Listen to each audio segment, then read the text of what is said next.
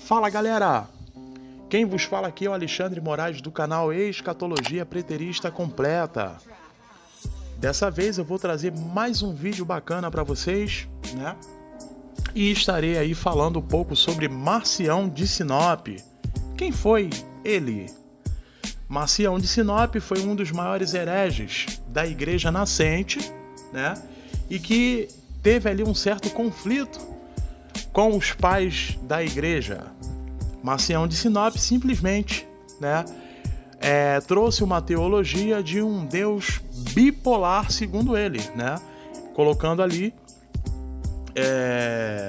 dentro da sua interpretação de que tanto na Taná como na Torá seria um Deus totalmente diferente, como aquele que foi pregado ali pelo próprio Jesus Cristo e principalmente pelo apóstolo Paulo, né? Então, contudo, Marcião de Sinop traz aí o que chamamos hoje do Evangelho da Graça. Então venha comigo, galera, vamos analisar e ver se realmente Marcião estava certo na sua visão, na sua interpretação, né? E muitos que estão aí hoje falando sobre o Evangelho da Graça simplesmente coloca muitos conceitos do qual o próprio Marcião já tinha trago há muito tempo atrás. Beleza? Quem está entrando no meu canal pela primeira vez, sejam bem-vindos e aproveitem e se inscrevam. Para mim é uma satisfação muito grande estar com todos vocês aqui, tá? Não deixam de se inscrever, não deixam de compartilhar esse vídeo e vai ser um vídeo muito especial e acompanhe até o fim para que você possa obter mais conhecimento. É isso aí, galera, venha comigo, vamos analisar, hein? Aqui o vídeo falando sobre Marcião de Sinop, tá? Eu quero deixar claro primeiramente aqui para vocês que eu peguei aqui um pequeno estudo do Wikipedia, beleza?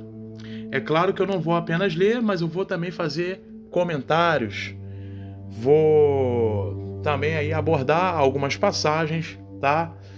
Dentro aí, para poder aí testificar o meu argumento sobre aquilo que eu vou refutar aqui nesse vídeo com relação aí a Marcião de Sinop e ao Evangelho da Graça que está sendo propagado aí e que foi surgido através dele, beleza? Então vamos lá, vamos iniciar aqui, galera. Vamos lá, hein? Deixa eu marcar aqui o meu lápis. Vou começar, hein? Vamos lá.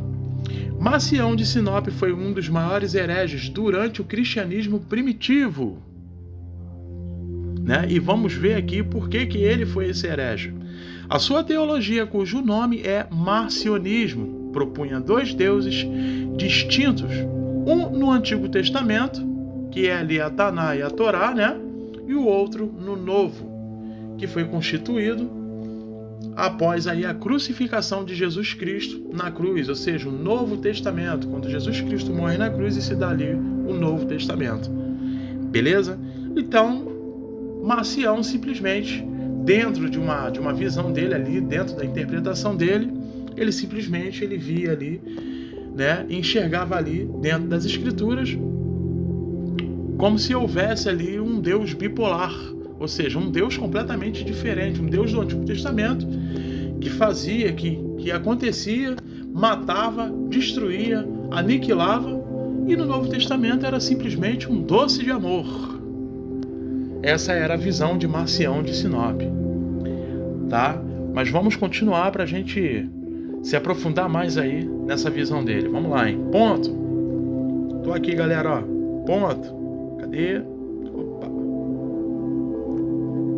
Tô aqui, hein? Vamos lá, hein? Ele foi denunciado pelos pais da igreja e excomungado. Ponto.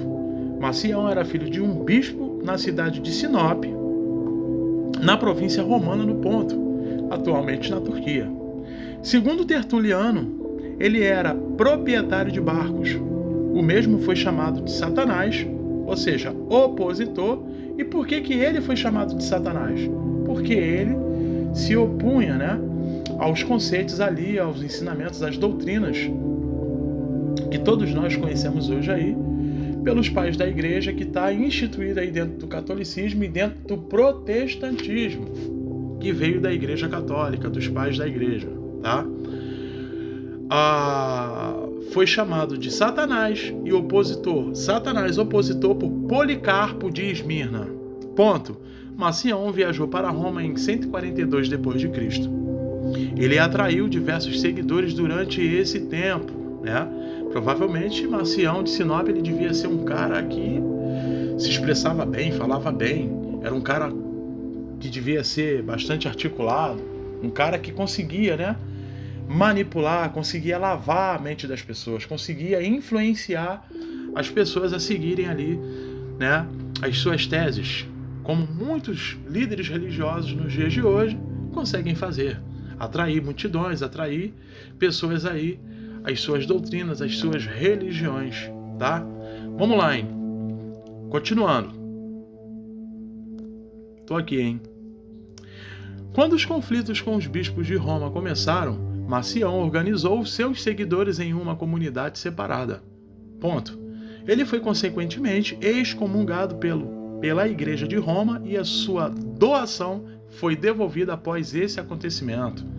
Na sua excomunhão, ele retornou para a Ásia Menor, onde continuou a propagar o marcionismo. Tá? A gente vai conseguir entender o que seria ali exatamente o marcionismo, embora eu já tenha falado aí logo no início da minha leitura, tá? Mas a gente vai conseguir aí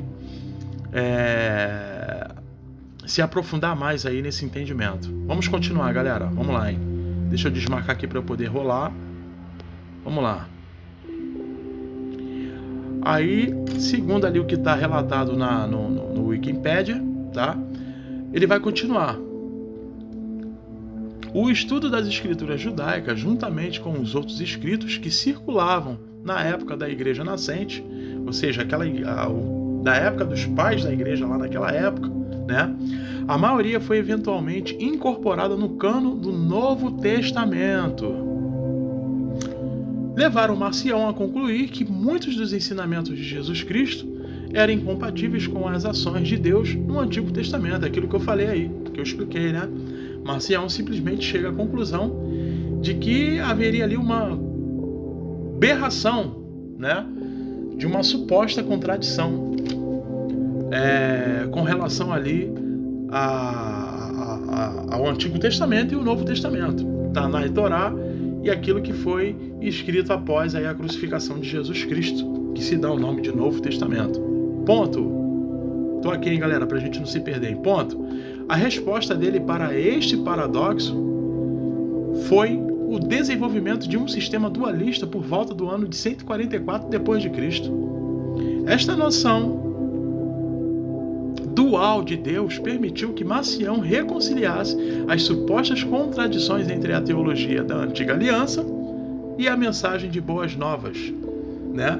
Antiga Aliança por parte de Moisés e os profetas e as boas novas por parte de Jesus Cristo e a continuidade ali dos apóstolos, principalmente aí o apóstolo Paulo, né? Que é o qual ele coloca ali como o pica da galáxia, o brabo. A gente vai ver aí no decorrer do nosso estudo ele afirmando isso.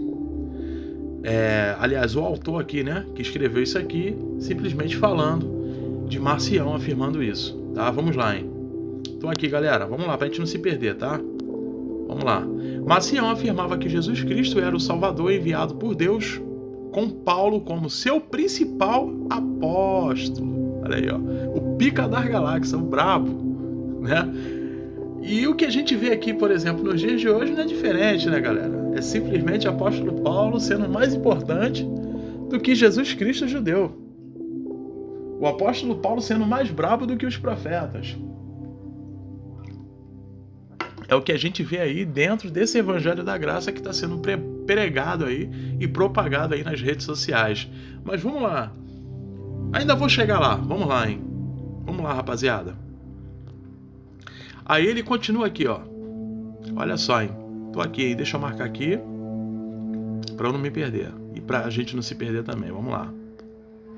Espera aí. Ao contrário da nascente igreja, ou seja, da época lá dos pais da igreja, logo lá no início, tá? Marcião declarava que o cristianismo era distinto e oposto, ou seja, Satanás ali, opositor ao judaísmo, que está ligado a Taná e a Torá, tá, galera? Marcião, contrário ao que muitos acreditam, não afirmou que a Bíblia e as escrituras judaicas eram falsas. Ponto.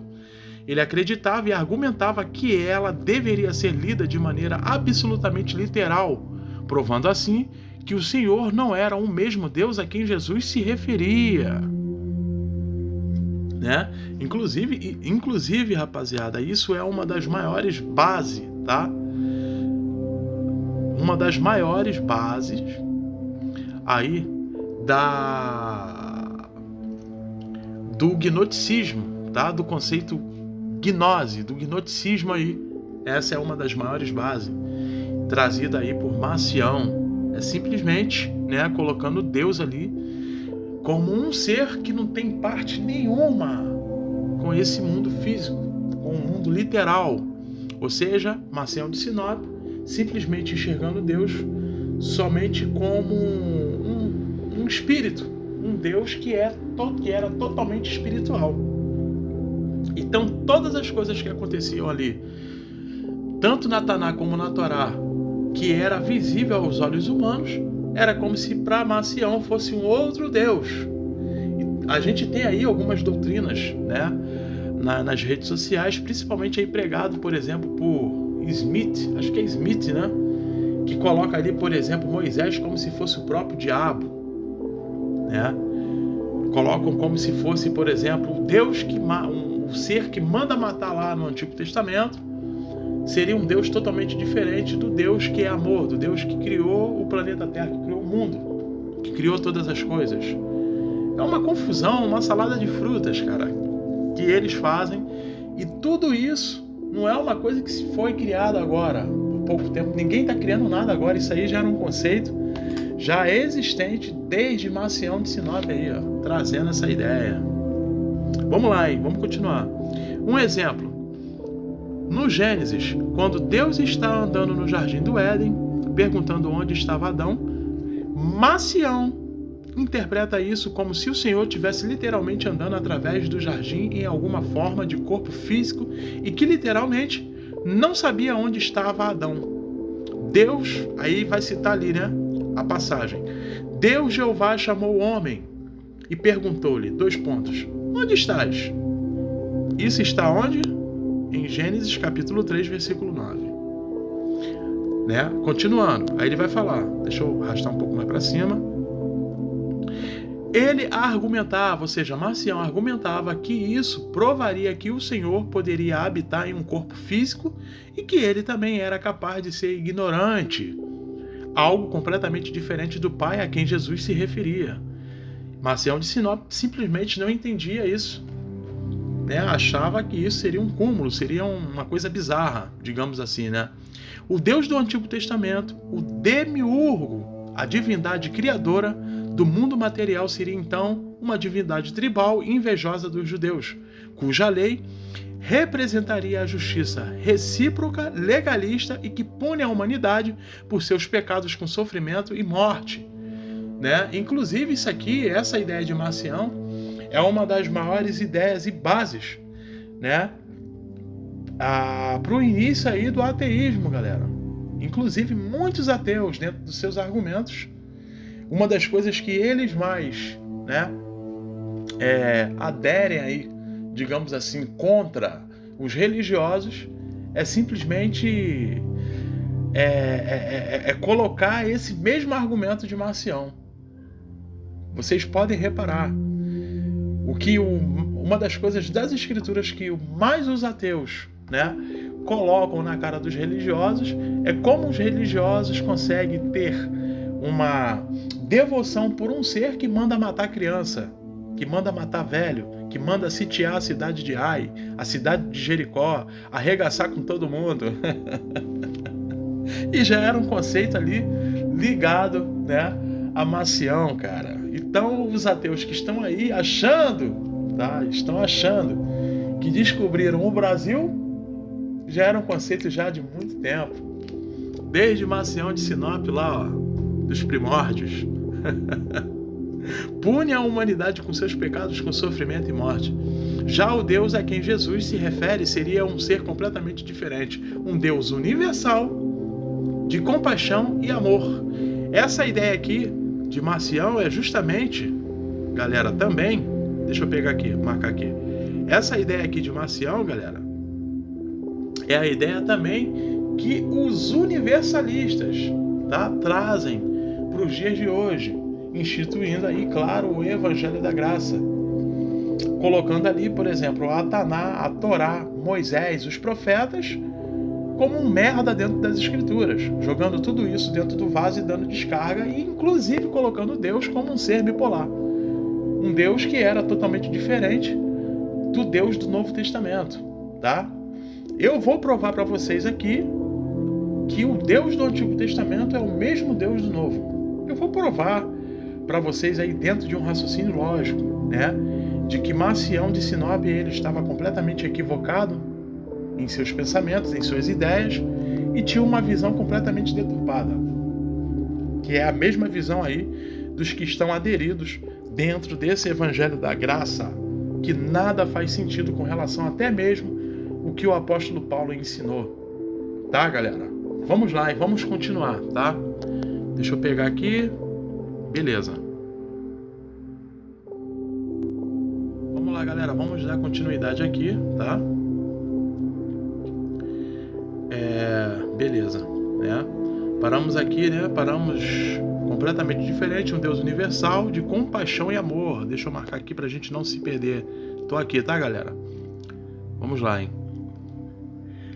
Marcião afirmava que Jesus era o Filho do Deus Pai, mas entendia a encarnação de maneira docética, ou seja, de que o corpo de Jesus Cristo era apenas uma imitação de um corpo material. Ele acreditava que Cristo, na crucificação, pagou a dívida de pecado que a humanidade tinha, absolvendo-a e permitindo que ela, então, herdasse a vida eterna. Inclusive, isso aqui também é um dos conceitos, tá, dos universalistas cristãos dentro aí do sistema abraâmico, ou seja, colocando ali a crucificação de Jesus Cristo como se fosse para toda a humanidade dentro de um mundo cosmos. Sendo que quando a gente pega, eu tenho vídeos falando sobre aí as duas casas de Israel, eu menciono, eu explano muito bem aí, de que Jesus Cristo ele não veio para toda a humanidade, ele não veio para poder resgatar toda a humanidade, ele simplesmente veio para poder levar aqueles que eram as ovelhas dele, né? Aqueles que eram predestinados, aqueles que eram já espirituais, já eram eleitos, e não o mundo cosmos, entendeu? E o conceito de Marcião de Sinop era simplesmente esse. A visão que Marcião de Sinop tinha era que Jesus Cristo morreu por toda a humanidade e de que esse Deus do Antigo Testamento seria um Deus ali completamente contraditório a qual Jesus Cristo pregou, principalmente o apóstolo Paulo, né? Do qual aí ele considerava como o pica das galáxias e o apóstolo da graça. Entendeu? Então, para Marcião de Sinop não importava, como para muitos que estão aí dentro do Evangelho da Graça também, não importa, você já é perfeito em espírito, né? Vamos levar pelo pressuposto de que Jesus Cristo ainda esteja para vir, né? Para voltar pela segunda vez trazendo a parúzia, e de que o fim dos tempos ainda vai acontecer, né? De que o templo ainda esteja de pé e ainda vai acontecer aí o fim dos tempos. Vamos levar pelo pressuposto de que eu esteja aderido aí à escatologia futurista. Então, dentro do universalismo, segundo a tese de Marcião de Sinop, eu já sou perfeito em Cristo. Cristo morreu na cruz por mim, acabou. Eu posso fazer, posso matar, posso roubar, posso estrupar. O que está fazendo ali, as coisas que estão acontecendo ali são ligadas somente à minha carne, são as obras da carne, né? Mas o meu espírito já é perfeito. Eu já sou perfeito em Cristo e já sou salvo.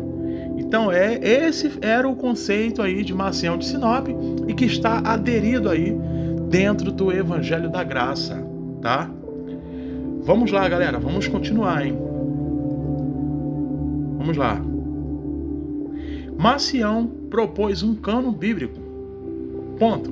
Porém, seu cânon só tinha 11 livros agrupados em 2 seções.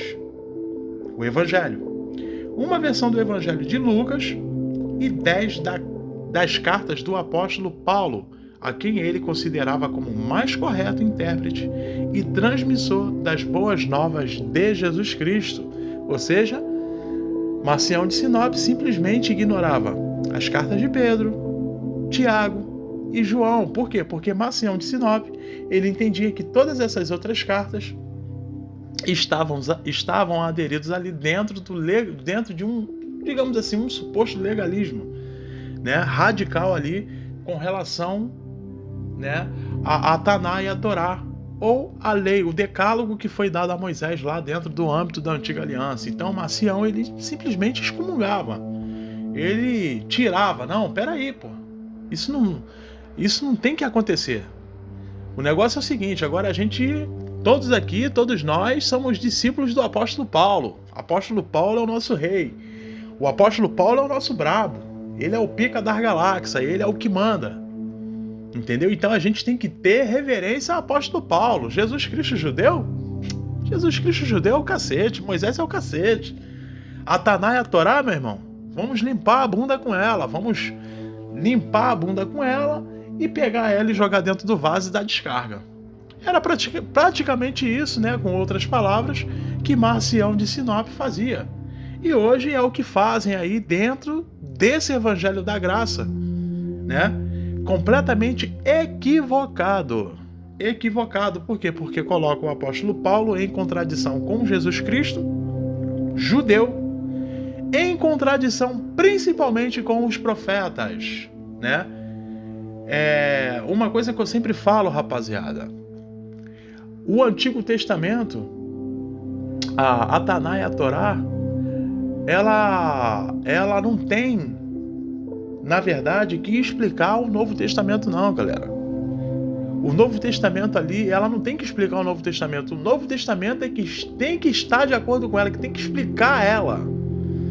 Ou seja, o Novo Testamento, o Novo Pacto, a nova aliança de Jesus Cristo é o que tem que dar sentido, o que está escrito na Taná e na Torá. Não é a Taná e a Torá que tem que fazer valer ali o Novo Testamento. É isso, né, que as pessoas que estão aderidas aí dentro do Evangelho da Graça, principalmente no conceito aí de Marcião de Sinop, tem que entender. É por isso que a gente vê aí, por exemplo, muitos judeus ortodoxos, principalmente ateus, cara, excomungando o Novo Testamento, né, por parte ali dos judeus ortodoxos, porque eles não veem sentido nenhum, e realmente não faz sentido quando a gente traz para esse conceito de Marcião.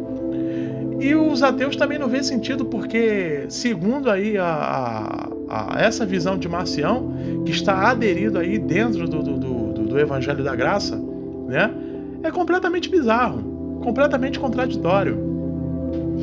Porque eles leem uma coisa ali nas próprias palavras de Jesus Cristo, nas palavras do apóstolo Paulo, e vai fazer a comparação e ver: caramba, não, peraí, tem alguma coisa errada, alguma coisa que não faz sentido, e eu vou colocar isso para vocês daqui a pouco, tá? Eu vou colocar aqui os meus argumentos, né, do porquê que eu estou afirmando isso, beleza? Vamos continuar, hein? Vamos lá. Marcião é às vezes chamado de o filósofo do gnosticismo, né? Em alguns aspectos essenciais, ele propôs ideias que se aliam bem com o pensamento gnóstico. Assim como eles, Marcião argumentava que Jesus era essencialmente um espírito aparecendo aos homens e não totalmente humano, né? É aquilo que eu falei, aquilo que eu relatei logo no início aí.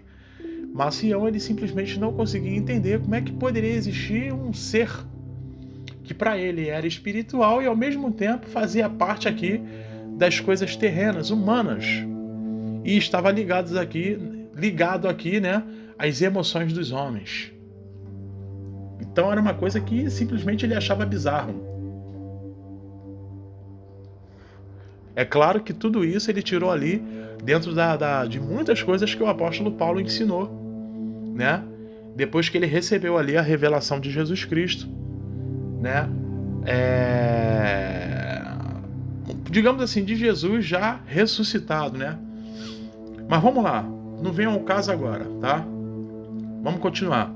Porém, o marcionismo conceitualiza Deus de uma maneira que não é totalmente conciliável com o gnosticismo. Ponto.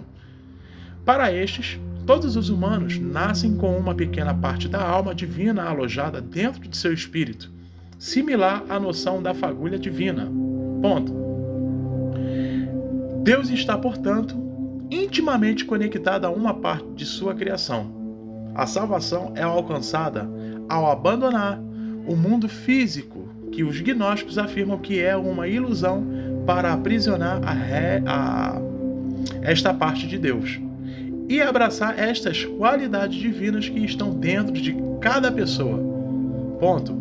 Já Marcião, contradizendo, afirma que Deus, Pai, seria um Deus completamente fora do mundo material. Ele não participou da criação do mundo físico de forma literal, uma criação do demiurgo, e nem tem conexão alguma com ele. Ele intervém para salvar a humanidade por compaixão apenas, ou seja, para Marcião era como se fosse um Deus que criou ali o Deus que é amor, né? Que é paz, que é amor, que não é contra os seres humanos, contra as maldades, a natureza humana terrena, né?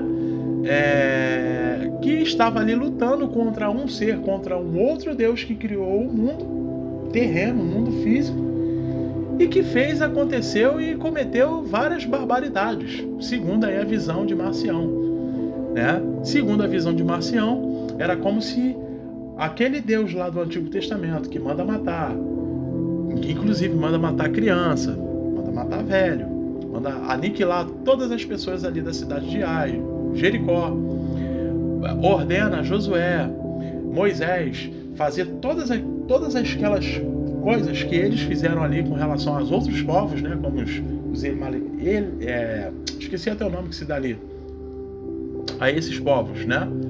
É como se fosse para Marcião um outro ser, um outro criador, né? Entrando em contradição completa aí com o próprio profeta Isaías, porque o profeta Isaías ele vai dizer o seguinte: olha que o profeta Isaías foi o bambambam, o pica da galáxia, e vamos analisar, hein? Deixa eu marcar aqui onde eu parei, beleza? Deixa eu ver aqui. Beleza, né? Vamos lá. Vamos analisar aqui o que o profeta Isaías vai dizer. Olha só, galera. A contradição e o equívoco de Marcião de Sinop. Olha só, hein? Isaías capítulo 45.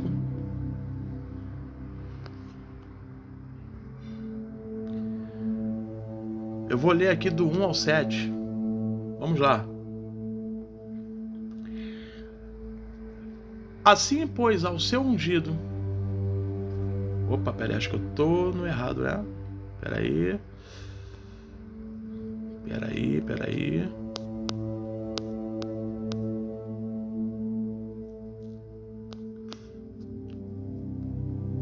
Deixa eu pegar aqui. Vamos lá, galera, vamos lá. Isaías 45.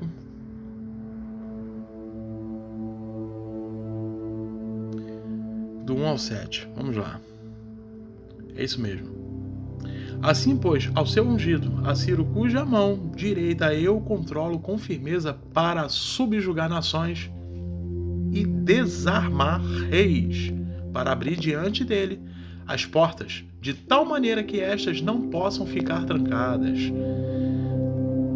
Eu irei adiante de ti e arrombarei portas de bronze e romperei trancas de ferro. Isso é o próprio Deus que criou o céu e a terra, falando sobre a boca ali de Isaías. Vamos lá, hein?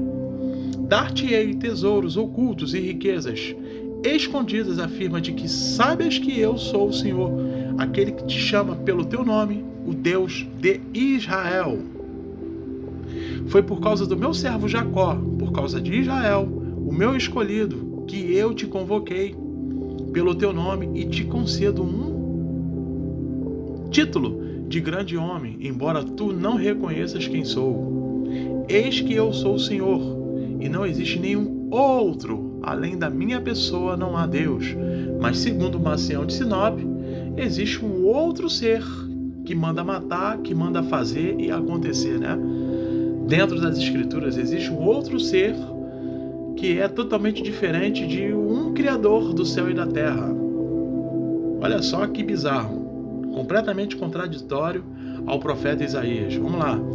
Eu te cinjo e te concedo poder, ainda que não percebas quem sou, para que saibais todos que do nascer ao poente não há ninguém além de mim. Eu sou o eterno e não existe nenhum outro. Agora preste atenção o que ele vai falar no 7, ó. Deixa eu até acrescentar aqui, que aqui eu vou botar até grande, galera, para enfatizar bem na nossa mente isso aqui. Olha só, hein? Olha aí, ó.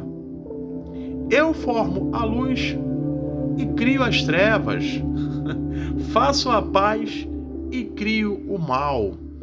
Eu, o Senhor, faço absolutamente tudo. É o que está escrito e que foi falado pelo pica das galáxias, o brabo profeta Isaías. E me chega Marcião de Sinop e vem dizer, né, que venha existir um outro ser que venha fazer o mal para a humanidade. É simplesmente uma falácia e uma tremenda de uma piada, galera. Mas vamos lá, hein? Agora vamos testificar aqui o que o apóstolo Paulo falou e citou das mesmas palavras que foram proferidas pelo profeta Isaías, que está lá em Romanos capítulo 9. Olha só, galera. A tremenda contradição, né? E o equívoco de Marcião de Sinop e muitos que estão aderidos aí dentro desse conceito dele do Evangelho da Graça. Olha aí, ó. Olha só aí.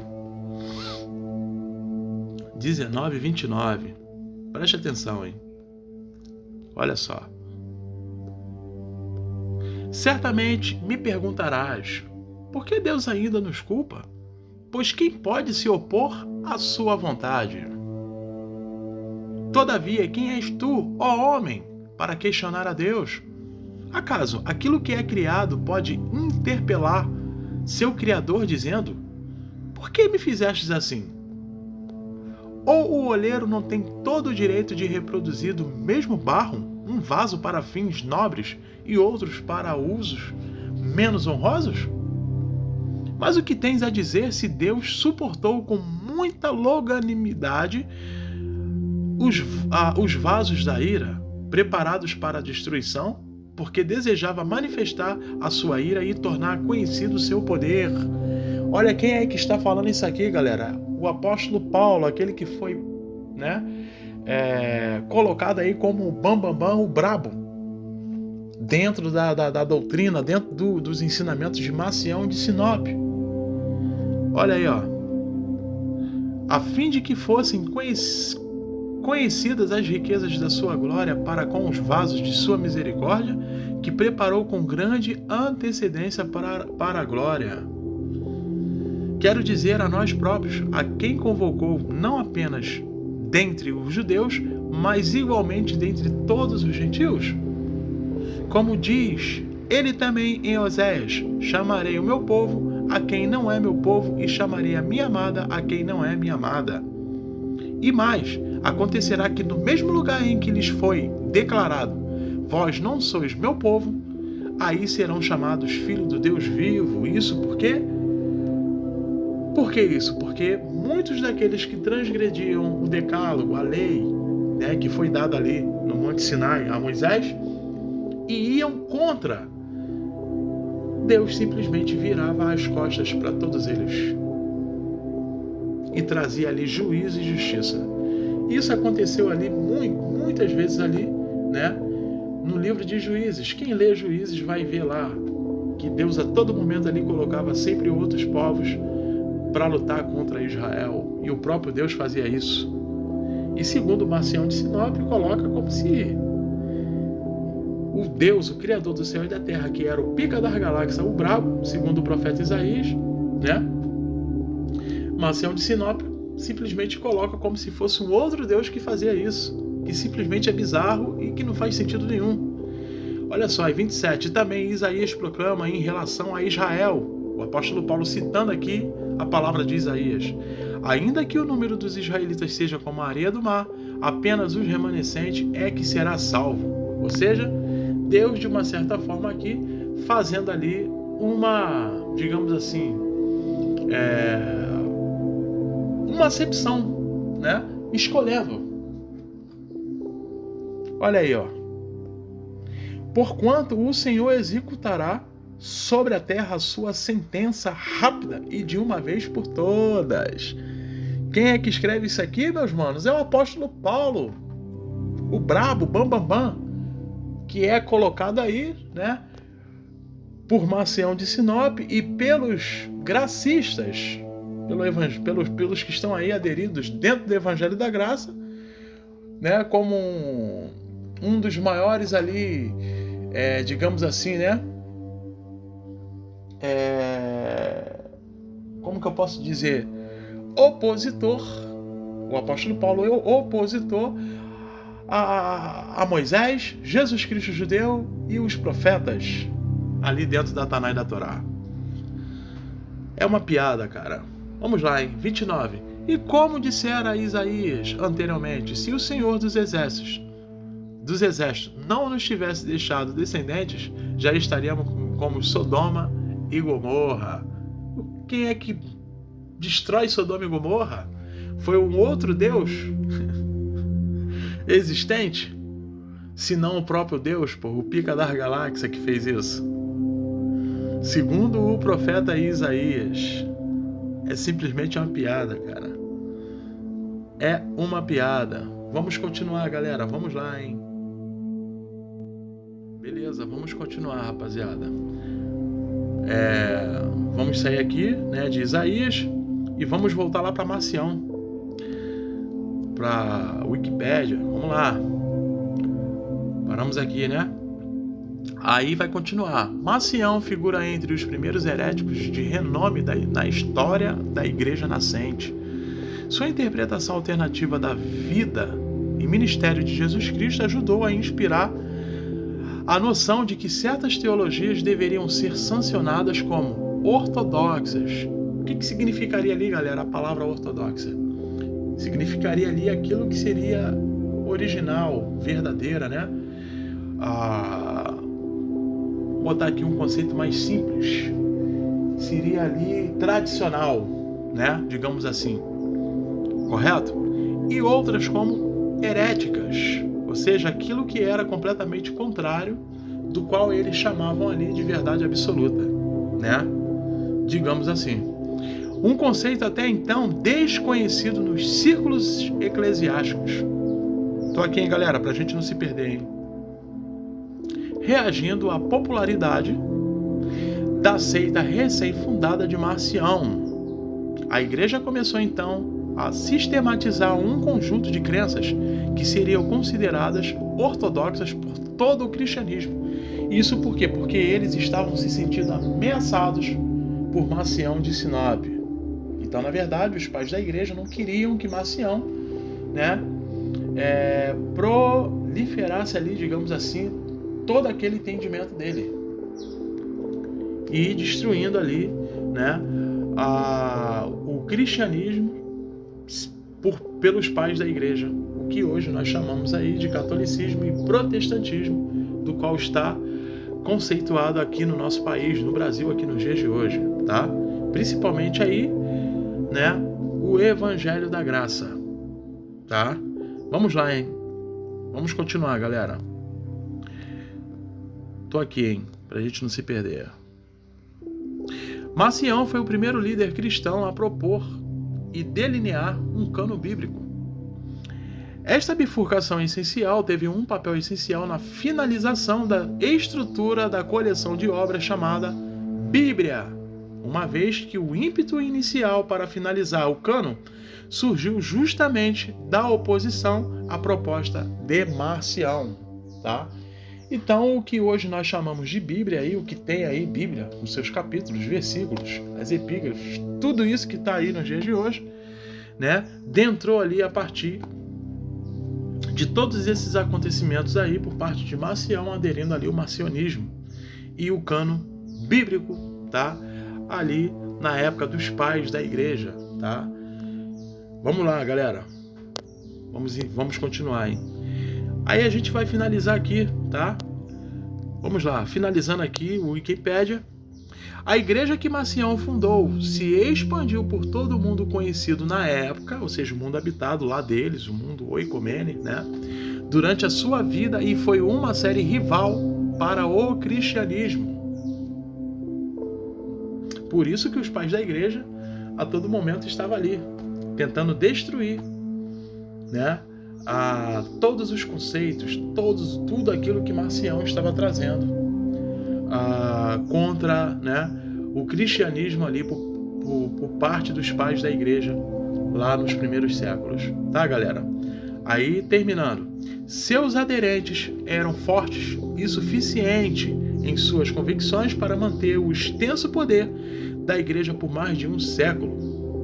Ela sobreviveu à controvérsia cristã e à desaprovação imperial por muitos séculos. Muito pica, né? Muito bravo, cara.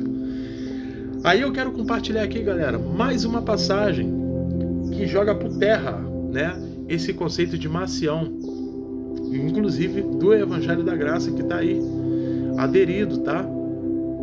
E que se iniciou através dele. Vamos lá, vamos analisar aqui Mateus capítulo 10. Para a gente finalizar, eu vou ler mais umas 3 passagens aí e a gente vai finalizar o vídeo, tá? Mateus capítulo 10 vai dizer o seguinte: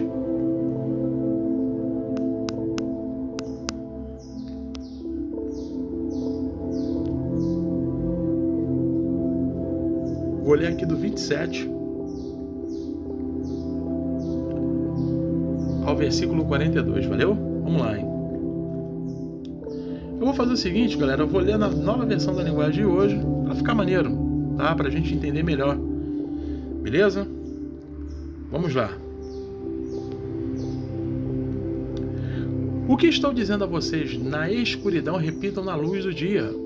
E o que vocês ouvirem em segredo, anunciem abertamente. Isso aqui é Jesus Cristo falando para os discípulos, para os apóstolos, lá naquela geração dele, tá? Não tenham medo daquele que mata o corpo, mas não podem matar a alma. Porém, tenham medo de Deus, que pode destruir no inferno tanto a alma como o corpo, né? Inclusive vai ser um dos vídeos aí que eu ainda vou fazer, falando sobre alma e espírito, tá, galera?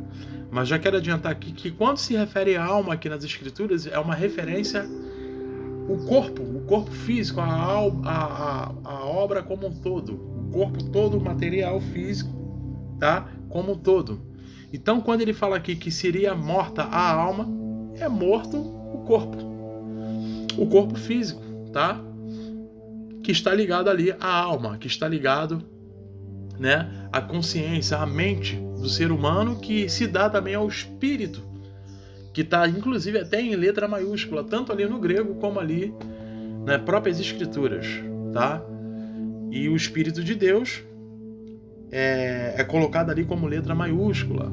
Inclusive eu tenho até uma passagem aí do apóstolo Paulo que a gente consegue descrever, né, muito bem isso. Eu não vou colocar aqui, eu não vou me aprofundar aqui para não ficar muito grande o vídeo, mas vai ser um dos meus próximos vídeos aí que eu vou falar, tá? Sobre alma, espírito e obras da carne, tá? Vai ser um dos próximos vídeos aí que eu vou mencionar, beleza, galera?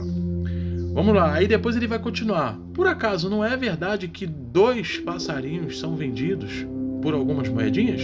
Porém nenhum deles cai no chão, se o Pai de vocês não deixar que isso aconteça. Isso aqui é simplesmente Deus, Jesus Cristo, descrevendo ali a soberania de Deus, né? E dizendo com outras palavras que Deus é o brabo e que ele faz o que ele quiser fazer, ele faz, né? É simplesmente Jesus Cristo descrevendo isso do próprio Eterno. Quanto a vocês, até os fios dos seus cabelos estão todos contados. Portanto, não tenham medo, pois vocês valem mais do que muitos passarinhos. Olha aí, ó. Vamos lá, hein? Agora preste atenção. Ele vai continuar, hein? Se uma pessoa afirmar publicamente que pertence a mim, eu também no dia do juízo afirmarei diante do meu Pai que está no céu que ela pertence a mim. Mas se uma pessoa disser publicamente que não pertence a mim, eu também no dia do juízo direi diante do meu Pai, que está no céu, que ela não pertence a mim. Lembrando que esse juízo, galera, não foi após a morte de Jesus Cristo na cruz, não. Porque dentro do Evangelho da Graça, dentro do conceito de Marcião de Sinop, dentro de muitos que estão aí nas redes sociais pregando esse universalismo cristão aí, fajuta, tá? Coloca que todos eles já estariam salvos. Então, quando ele fala de juízo aqui, que juízo é esse? É o juízo que se daria ali na grande manifestação da vinda em Parousia de Jesus Cristo no ano 70. Então, muitas coisas ainda tinham que acontecer. Profecias tinham que ser cumpridas para poder ser realizada ali a consumação do grande século, de todas as coisas. Entendeu? Então você vê aqui Jesus Cristo simplesmente dando uma condição. Aí a pergunta que eu faço, que tipo de graça é essa que eles pregam aí, que eles falam, segundo dentro do conceito de Marcião de Sinop? É uma falácia, cara. Olha só, hein? Aí depois ele vai dizer aqui, ó, não pense que eu vim trazer paz ao mundo. Não vim trazer paz, mas a espada. E o que significa essa espada aqui? Ele vai falar no contexto, olha só. Eu vim para pôr os filhos contra os pais, as filhas contra as mães e as noras contra as sogras. E assim os piores inimigos de uma pessoa serão seus próprios parentes. Em outras palavras, em outras traduções, né, das escrituras, está lá. Eu vim trazer contenda, eu vim trazer discórdia. E quem é que veio trazer? O próprio Jesus Cristo. Seria ele ali como um ser humano? Claro que não. A própria palavra, o verbo, que foi colocado ali para ele proferir. Esse faria ali o grande juízo, conforme o próprio apóstolo João vai dizer lá. Jesus Cristo vai afirmar lá em um dos evangelhos, né, o evangelho de João: não sou eu que vos julgo, mas as palavras que eu tenho proferido será o seu juiz naquele grande dia, né? E olha que Jesus Cristo, naquele grande dia, já teria morrido há muito tempo na cruz. Olha aí, ó. Quem ama o seu pai, agora ele vai dar uma condição, hein? Quem ama o seu pai ou a sua mãe mais do que a mim, não merece ser meu seguidor. Quem ama o seu filho ou a sua filha mais do que ama a mim, não merece ser meu seguidor. Ou seja, o discípulo dele. Não serve para ser meu seguidor quem não estiver pronto para morrer, como eu vou morrer, e me acompanhar, galera. Isso aqui era somente até a cruz? Claro que não, pô. Claro que não, por quê? Porque eles teriam que fazer obras maiores, conforme o próprio Jesus Cristo falou, maiores do que a dele. Então eles teriam que ser como Jesus Cristo até a consumação dos séculos. Eles teriam que passar por grandes sofrimentos, grandes tribulações, né? Grandes perseguições, tanto por parte do falso profeta, que foi Jerusalém terrena ali, que se tornou prostituta, como pela própria primeira besta, que foi o próprio Império Romano, a besta política da época.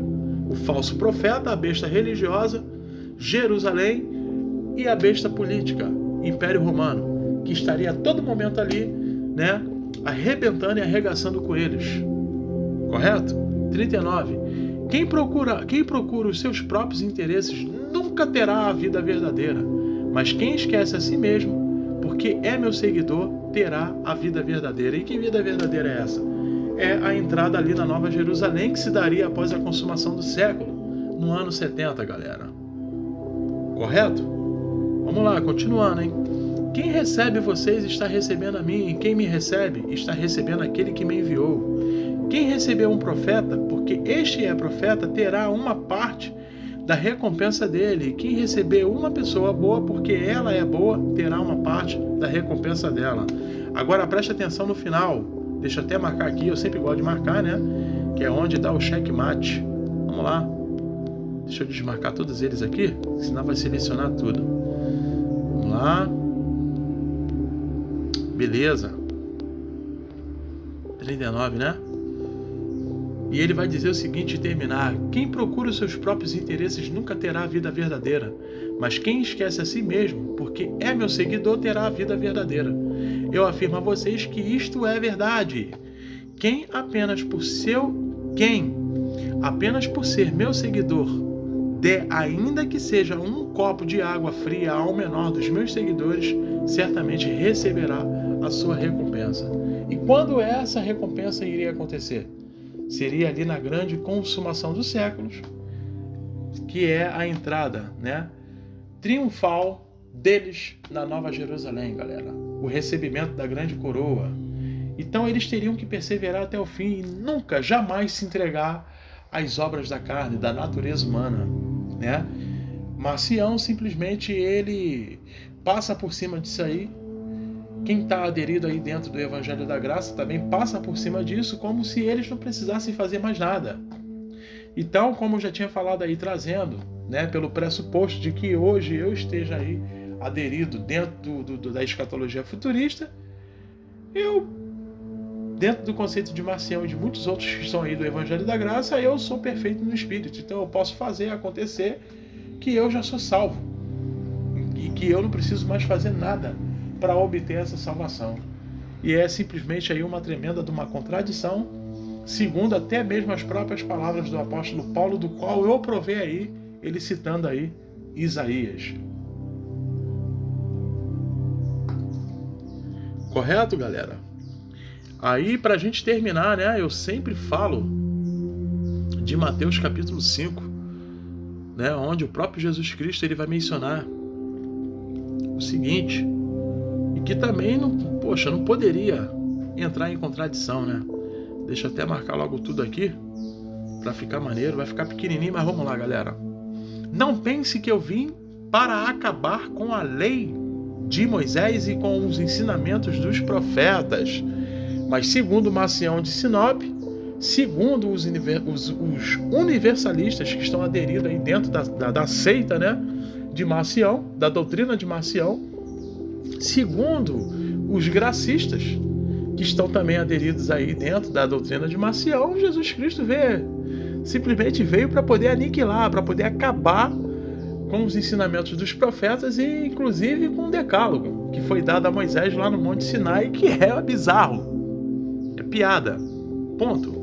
Não vim para acabar com eles, mas para dar o seu sentido completo. Olha aí, galera, o que seria isso, sentido completo? Simplesmente aperfeiçoar. Como assim, Alexandre? Explica melhor isso. Fazer com que o decálogo de Moisés tivesse poder na mente dos discípulos após a crucificação de Jesus Cristo na cruz e em seguida o recebimento do Espírito na mente deles, do Espírito de Deus sobre toda a carne lá de um mundo habitado. Então o decálogo de Moisés ele sairia de cena? Claro que não. Até porque o maior objetivo desse decálogo era simplesmente, né, óbvio, entender isso, né, fazer com que eles fossem ali, tivessem um relacionamento com o próprio Eterno. Então ele viria de forma espiritual e dando poder a todos eles, para que eles tivessem plenas condições de lutar contra a natureza humana. Entendeu? Aí depois ele vai dizer, vamos lá, tô aqui, hein, galera, olha só, hein. Eu afirmo a vocês que isto é verdade enquanto o céu e a terra durarem, que é a representação da antiga Jerusalém, isso aqui, galera, tá? Da Jerusalém terrena, ou seja, o templo que ainda estava de pé. Deixa eu desmarcar aqui. Nada será tirado da lei, nem da menor letra, nem de qualquer acento. Por que isso? Porque a lei não foi abolida. Então eles tinham que praticar até a derrubada do templo que se deu ali na consumação dos séculos. Então eles tinham que viver a lei. Correto? E a lei de Cristo não era diferente do decálogo. Não era diferente. A única diferença ali, o sentido de, digamos assim, foi apenas reajustado, né? Dando ali o aperfeiçoamento. Mas Jesus Cristo ele não acabou, ele não aboliu, tá? Então eles tinham que continuar praticando até a grande consumação dos séculos para que eles não morressem e para que Jesus Cristo não negassem eles naquele grande dia. E isso foi falado pelo próprio Jesus Cristo, né? Tem até uma passagem onde ele vai falar assim: muitos vão chegar perto de mim e vão falar, mestre, em teu nome eu anunciei, eu fiz sinais, fiz maravilhas, milagres, né? Curei. E Jesus Cristo vai falar o seguinte: em verdade vos digo, afaste-se de mim, vocês que só fazem o mal e cometem iniquidade. O que seria iniquidade? Transgressão às instruções do Eterno, que está ligado ali ao Decálogo. Então teríamos aí um Jesus Cristo simplesmente contraditório, né? Equivocado dentro das Escrituras. É uma outra coisa que não faria sentido. Beleza? Aí depois ele vai continuar. Tô aqui, ó. E assim será até o fim de todas as coisas. Quando que se deu o fim de todas as coisas? Na grande consumação dos séculos, no ano 70. Portanto, qualquer um que desobedecer ao menor mandamento e ensinar os outros a fazerem o mesmo será considerado menor no reino do céu. Por outro lado, quem obedecer à lei e ensinar os outros a fazerem o mesmo será considerado grande no reino do céu. Pois eu afirmo a vocês que só entrarão no reino do céu. Que reino do céu é esse? É a Nova Jerusalém, galera. Se forem mais fiéis em fazer a vontade de Deus do que os mestres da lei e os fariseus, galera. E muitos dentro desse evangelho safado, muquirana da graça, que estão propagando aí, que veio de Marcião de Sinop, colocam, né, isso aqui por água abaixo. E tá claro aqui que isso aqui é na grande consumação dos séculos, no ano 70. Inclusive tem muitos aí, né, que estão aí usando até mesmo a escatologia preterista para poder enfatizar aí o evangelho da graça de Marcião de Sinop, né? Lembrando também, galera, que Marcião de Sinop ele foi o primeiro, digamos assim, né, a trazer esse conceito, mas tivemos um outro aí na década de 70, tá, que inclusive já é até falecido e que adentrou ali, né, a religião aí, a instituição crescendo em graça, tá, que foi o José Luiz de Miranda. Ele foi o primeiro, né, que propagou aí, digamos assim, esse evangelho da graça, que não é diferente, tá? Quem analisar aí e fizer a comparação vai ver que não é diferente do conceito de Marcião de Sinop. Ele trouxe aí na América Latina e que explodiu aqui no Brasil, já estava já muito grande aqui no Brasil, e com a morte dele, claro, né, ali em 2013, se eu não me engano, tipo que enfraqueceu um pouco, né? Mas para quem não conhece aí, a igreja Crescendo em Graça é a igreja que aderiu aí o número 666, que inclusive muitos membros dessa igreja fazem ali tatuagem, né, nos seus corpos, e que inclusive é ensinado para eles que esse número é o número da prosperidade, tá? Então, José Luiz de Miranda foi o primeiro a trazer aí o evangelho da graça ali por década do ano 70. Década de 70, se eu não me engano, ele foi um dos primeiros a trazer o evangelho da graça aqui, né, para a América Latina e depois aqui para o Brasil, beleza? E depois tivemos muitos outros aí, e temos outros aí dentro das redes sociais, no YouTube, Facebook, né, trazendo também, aderindo aí o mesmo conceito desse evangelho da graça, que foi iniciado ali por Marcião de Sinop, né, dentro do gnosticismo, tá? É isso aí, galera, terminando mais um vídeo aí, falando sobre Marcião de Sinop, e beleza, quero agradecer a todos os inscritos do meu canal, e você que está entrando aí pela primeira vez, muito obrigado também, fique à vontade, tá? Seja bem-vindo, e se inscreva